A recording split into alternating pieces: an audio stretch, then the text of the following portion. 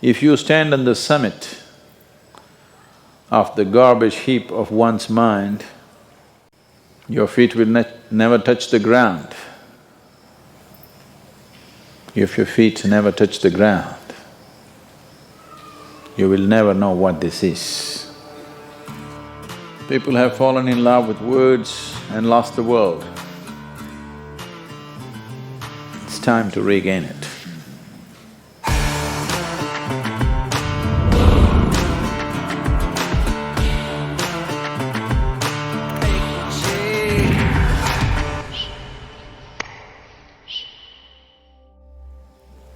All the miserable people in the world think there is something wrong with the creation.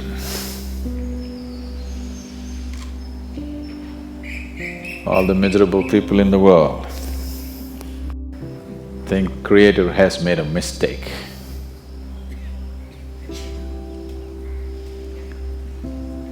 To explain this mistake, or to explain themselves into that mistake, they have all kinds of philosophies.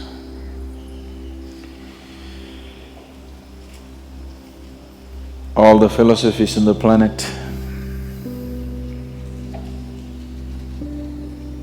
if you put them together, all of them together do not have the beauty of a single leaf in this tree.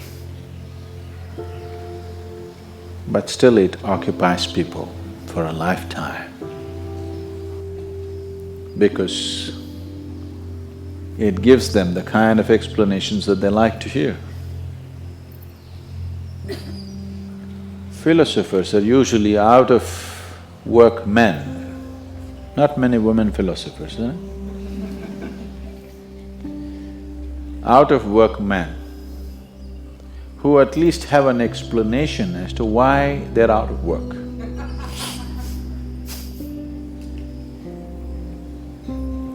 So these out-of-work men who have nothing else to do or nothing else to create,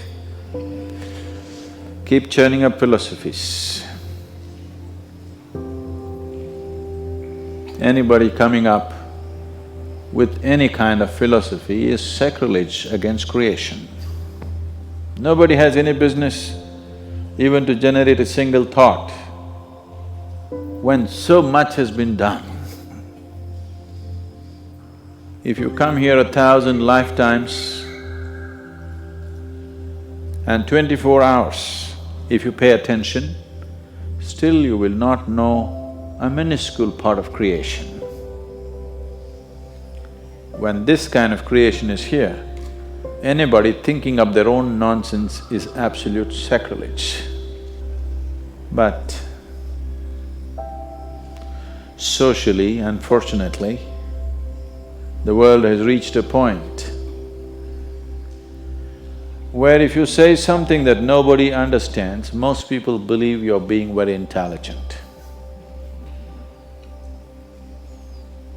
Intelligence is in being able to make people understand what they could not understand. Intelligence is not in what people knew perfectly well for ages, confused the hell out of them. That's not intelligence. But unfortunately, it passes off as being smart, being intelligent. People have fallen in love with words and lost the world. It's time to regain it.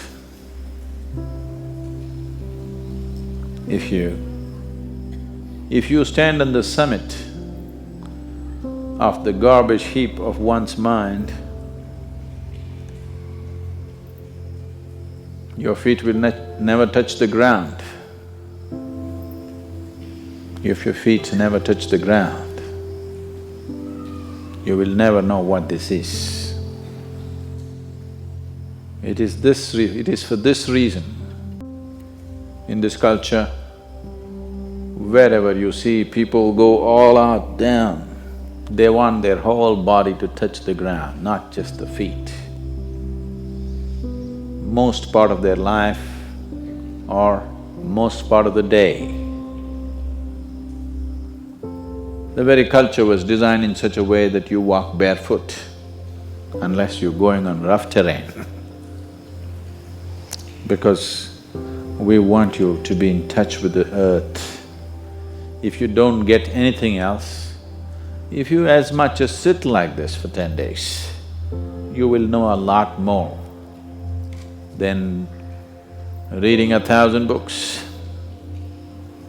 Because if you just sit like this, Mother Earth will creep up into you without your permission. Don't believe that. She need not creep up because as this little bit of grass has shot out of the earth, you also just like that, little mobile. Otherwise, right now as you sit here, you are just a mound of earth. That's all you are. You may believe yourself to be something, but that's all you are. And that's not small. If you believe yourself to be something other than that, you're small. Otherwise, you're the planet itself, you're the creation itself. So you're just a bump on the planet. And don't think that's small. Velangiri Mountains, also small bump on the planet. Himalayas, also small bump on the planet. You too. It's in being in touch with reality in every possible way that one will know, not by thinking of nonsense, which may pass in a tea party. Existentially, it will not pass. It may pass with a bunch of fools that you've gathered around you in the form of society. It will not pass in the eyes of the Creator. If you do not pass in the eyes of the Creator, all the other distinctions that you may attain are just empty stuff. It will not stand by you. When the time to shed